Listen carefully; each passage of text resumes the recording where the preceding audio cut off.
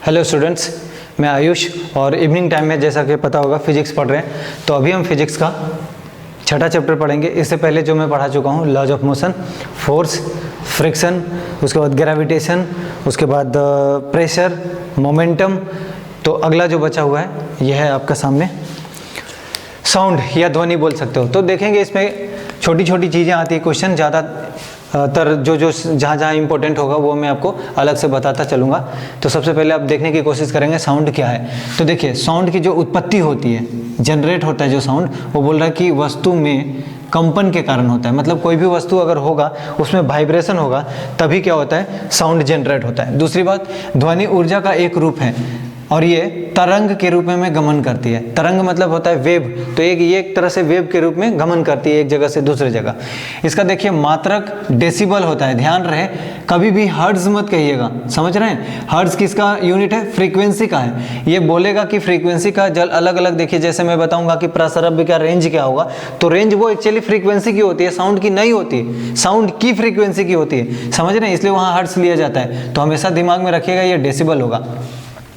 ध्वनि के गमन के लिए माध्यम की आवश्यकता होती है। अगर माध्यम नहीं है तो ध्वनि गमन नहीं करेगी। जैसा कि आपको पता होगा कि निर्वात में अर्थात वैक्यूम में, चूंकि वैक्यूम में अगर साउंड को एक जगह से दूसरी जगह पास कराने की कोशिश करोगे, बस जैसे कोई कमरा को आप पूरा निर्वात कर दो, वैक्यूम कर दो और आप इसमें शोर करो, एक दूसरे को सुनाई नहीं देगा। रीजन, यहाँ पे कोई माध्यम नहीं है। इसी वजह से इसीलिए साउंड को अगर ट्रैवल कराना है तो या इधर सॉलिड में, लिक्विड में या गैस में माध्यम होना ही चाहिए।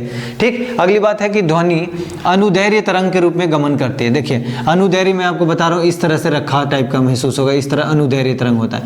और अगर लाइट पढ़े होंगे तो लाइट में आता है कि इस तरह से अनुप्रस्थ तरंग होता है। जब मैं लाइट पढ़ाऊंगा तब मैं तरंग बताते हुए निकलूंगा वहां पे, तो ये दिमाग में रखना है कि ये वाला अनुदैर्घ्य तरंग होता है। अब देखिए ध्वनि की गति, वेलोसिटी ऑफ साउंड किन बातों पर निर्भर करेगा। तो सबसे पहली बात तो अभी बताया आपको, माध्यम पर निर्भर करेगा। जाहिर सी बात है, माध्यम अलग अलग होगा, सॉलिड, लिक्विड, गैस, तो उसका रेंज अलग अलग होगा। वही चीज मैं आपको समझाऊंगा कि माध्यम की प्रकृति अर्थात सॉलिड है या लिक्विड है या गैस है, इन तीनों पर निर्भर करेगा। साथ साथ तापमान पर निर्भर करेगा। यदि तापमान अत्यधिक है तो ध्वनि की गति अधिक होगी। दूसरी बात, यदि आर्द्रता अधिक है, आर्द्रता बोलते हैं ह्यूमिडिटी को, अगर ह्यूमिडिटी भी ज्यादा है तो भी ध्वनि की गति अधिक होगी। साथ साथ हवा की गति, देखिए अगर मान लीजिए किसी डायरेक्शन में, इस डायरेक्शन में हवा की गति है, ठीक है, और इसी डायरेक्शन में आपका साउंड है, अब ये सी बात है, तो साउंड की जो गति होगी वो ज़्यादा होगी, वही मैं कहना चाहता हूँ। अगली बात, निर्वात मतलब वैक्यूम में गति नहीं होता है, अर्थात गति 0 होता है, ठीक है।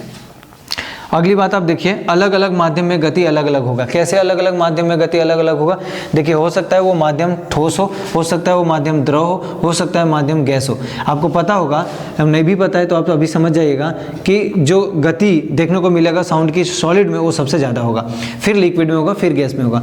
तो आपसे सवाल क्या पूछता है कि किस माध्यम में गति सबसे ज़्यादा होता है साउंड का, तो आप क्या बताओगे, ठोस, फिर द्रव, फिर गैस। कई बार इसको अरेंज करने भी दे देगा। अब कई बार पूछेगा कि ठोस में किसका गति सबसे ज़्यादा होता है, तो आप देख पा रहे होंगे एल्यूमिनियम की गति सबसे ज़्यादा है 64,6420 मीटर पर सेकेंड। उसके बाद कांच में देखेंगे 5640 मीटर पर सेकेंड, और लोहा में देखेंगे या आयरन बोल सकते हैं इसमें 5100 मीटर पर सेकेंड। अगर इसमें भी अरेंज करने दे दे तो आप बता दीजिएगा इस तरह से, ठीक है। अगली बात बताना चाहूँगा, जल में देखेंगे साउंड की गति कितना होगा, 1450 मीटर पर सेकेंड, और सबसे कम कहाँ होगा, वायु में होगा। जब आप लाइट पढ़ोगे तो बिल्कुल इसका उल्टा पढ़ोगे, उस दिन का इंतजार कीजिए, मैं वहाँ पे आपको रिमाइंड जरूर करा दूंगा। अगली बात है डोपलर इफेक्ट।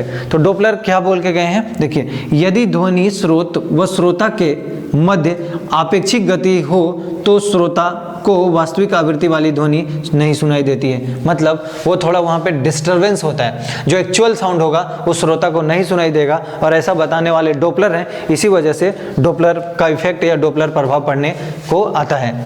अगली बात देखेंगे ध्वनि की आवृत्ति अर्थात फ्रीक्वेंसी ऑफ साउंड। तो देखिए ध्वनि तरंगों की आवृत्ति के आधार पर इसका विभाजन किया गया है 3 रूप में। आप सुने होंगे प्रश्रव्य ध्वनि, अवश्रव्य ध्वनि और श्रव्य ध्वनि। तो इसको बेसिकली हम फ्रीक्वेंसी के रेंज पे डिवाइड किए हुए हैं। तो जाहिर सी बात है आप किस में डिनोट करोगे, हर्ट्ज में करोगे। और एग्जाम्पल पूछता है कि अवश्रव्य का एग्जाम्पल क्या है, प्रश्रव्य का एग्जाम्पल क्या है, तो उन्हीं बातों को मैं आपको बड़ी सरलता से बताने की कोशिश करूंगा। तो पहला क्या है देखिए अवश्रव्य, इसको बोलते हैं इंफ्रासोनिक साउंड। दूसरा क्या है श्रव्य ऑडिबल साउंड। तीसरा है प्रश्रव्य अर्थात अल्ट्रासोनिक साउंड। ठीक है, अब देखिए जो अवश्रव्य होगा उसमें 20 हर्ट्ज से कम फ्रीक्वेंसी वाला होगा। ठीक है, 20 हर्ट्ज से कम फ्रीक्वेंसी वाला। और क्या एग्जाम्पल है इसका, हाथी, व्हेल और गेंडा। ये ऐसे जंतु हैं जो इस साउंड को मतलब 20 हर्ट्ज से कम की साउंड को भी ये सुनने में सक्षम है। मानव नहीं सुन सकता। तो मानव किसको सुनता है भाई, 20 से 20,000 हर्ट्ज के बीच की साउंड को मानव सुनता है। इसी साउंड के रेंज को ऑडिबल साउंड रेंज कहते हैं। इसका बेस्ट एग्जांपल कौन है, मानव है।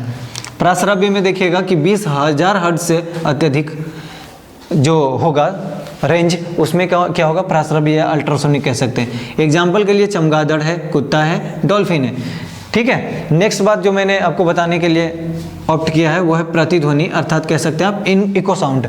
तो क्या होता है इको साउंड, कितनी डिस्टेंस में होना चाहिए, कितने सेकंड के बाद सुनाई देता है, यही क्वेश्चन का हिस्सा रहा है हमेशा से। तो देखिए जो ध्वनि परावर्तक सतह से टकराकर पुनः सुनाई देता हो उसी को इको साउंड कहेंगे। जैसे मान लीजिए आप यहाँ खड़े हैं और यहाँ से आपने साउंड क्रिएट किया, यहाँ पे कोई पहाड़ या पर्वत या पठार पर्वत जो भी बोलेंगे यहाँ से टकराया और वापस आएगा, तो ये जो आप वापस सुनेंगे उसी को पुनः सुनाई बोलते हैं कि पुनः फिर से एक बार सुनाई देगा, तो वही होता है इको साउंड।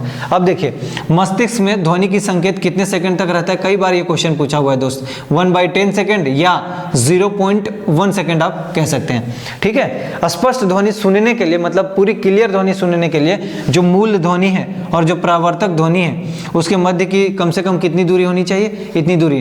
तो मूल ध्वनि और परावर्तक ध्वनि का मतलब मूल ध्वनि वो जो निकालेगा, इसका मतलब यहाँ से अभी बता रहा था, तो ये बंदा यहाँ आवाज भेजा होगा, ये पुनः सुनेगा, इतने में बोल रहा है कि कितनी डिस्टेंस मिनिमम होना चाहिए, उसके लिए 17.2 मीटर की दूरी होना चाहिए। और ये भी क्वेश्चन का हिस्सा रहा है।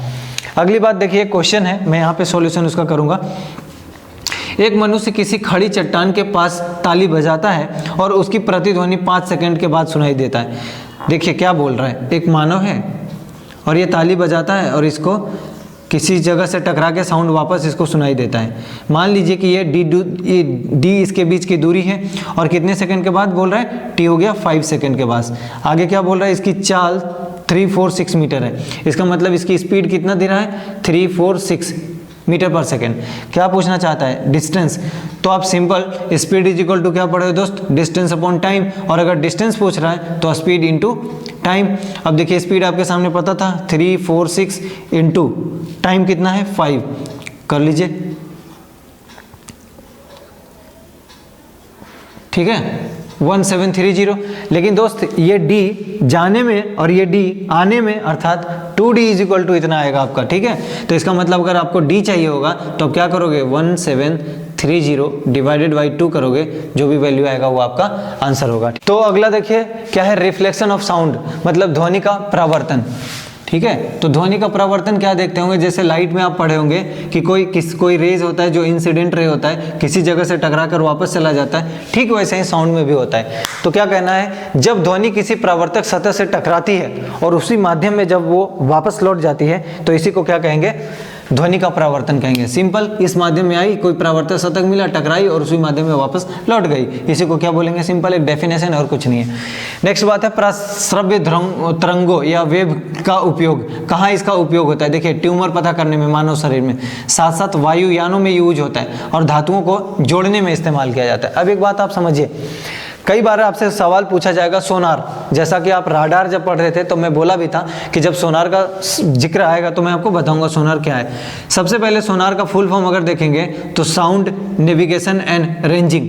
तो एक्चुअली समुद्र की गहराई मापने के लिए ये यूज हुआ करते हैं, साथ साथ वो गति को भी बताने में सक्षम होता है। देखिए जैसे अगर मान लीजिए आप ओशन में हैं और आपके पास ये सीप है, तो ये क्या करता है, आप इसे एक साउंड भेजेंगे और यहाँ से टकराने के बाद वापस आता है, तो इससे पता चल जाता है जाता है कि गहराई कितनी है उस जगह की। अगर कम गहराई या कोई ऑब्स्टेकल है उससे टकरा के जहाज क्षतिग्रस्त हो, उसके बजाय यहाँ पे कोशिश की जाती है बचाने का। अब देखिए ध्वनि तरंगों के प्रमुख लक्षण क्या है। दो चीज आपको यहाँ पे पढ़ना है। पहला है उसका तीव्रता, इंटेंसिटी।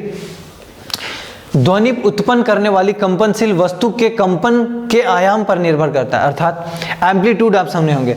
तो जो जितना ज्यादा इसका आयाम होगा उतनी ही ज्यादा इसकी तीव्रता होगी, और अगर तीव्रता अत्यधिक है तो साउंड ज्यादा होगा। इसका मतलब ध्वनि वहां का ज्यादा होगा। तो इसका मतलब सीधा कह सकता हूं, आयाम अगर अत्यधिक है, एम्पलीट्यूड अत्यधिक है तो साउंड अत्यधिक होगा, या तीव्रता अत्यधिक है तो भी साउंड अत्यधिक होगा। लास्ट जो टॉपिक है आज का चैप्टर का वो है तारत्व, या इसको आप पिच कह सकते हो। देखिए जब हाई पिच होगा तो फ्रीक्वेंसी हाई होगा, और अगर फ्रीक्वेंसी हाई होगा तो आवाज सुरीली होता है।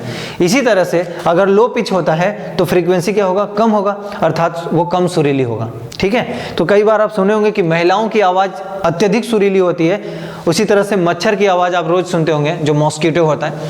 लायन मतलब शेर से भी अत्यधिक उसका साउंड आपको आपकी कानों को सुनाई पड़ता होगा, क्योंकि इनका पिच ज्यादा होता है। ठीक है, इनका ज्यादा होता है। अब देखिए एक और होता है तारत्व और दूसरा ध्वनि। इन दोनों में कोई रिलेशन नहीं है, मतलब तारत्व का कोई संबंध तीव्रता से नहीं है। समझ पाए? तो इस तरह से इस टॉपिक में इतना ही था। बाकी का हम देखेंगे अगले चैप्टर जो भी हम ऑप्ट करेंगे। और तब तक के लिए अगर आपको वीडियो सही लग रहा है तो कृपया दोस्तों को जरूर शेयर करें। और अगर आप ज्योग्राफी नहीं देखे हैं तो ज्योग्राफी आप देख सकते हैं। मैं ह्यूमन ज्योग्राफी पूरी चैप्टर पढ़ाया हूँ, पूरी बुक 12th क्लास की, और वो आपका डिस्क्रिप्शन बॉक्स में लिंक दी हुई है। साथ साथ मैं इंडियन पॉलिटी पढ़ा रहा हूँ, भारत का संविधान, क्लास 11th की NCERT है। साथ साथ उस बुक को पढ़ाते हुए उसके बियॉन्ड भी मैं जाके बात करता हूँ, क्योंकि बहुत सारे लोग आप लोग कंपटीशन बैच के जुड़े हुए हैं। मेंस और प्री दोनों के हिसाब से वो बुक बहुत ज़्यादा इंपॉर्टेंट है। तो मैं चाहूँगा कि आप लोग जाइए, डिस्क्रिप्शन बॉक्स चेक कीजिए, वहाँ पर लिंक दी हुई है। धन्यवाद।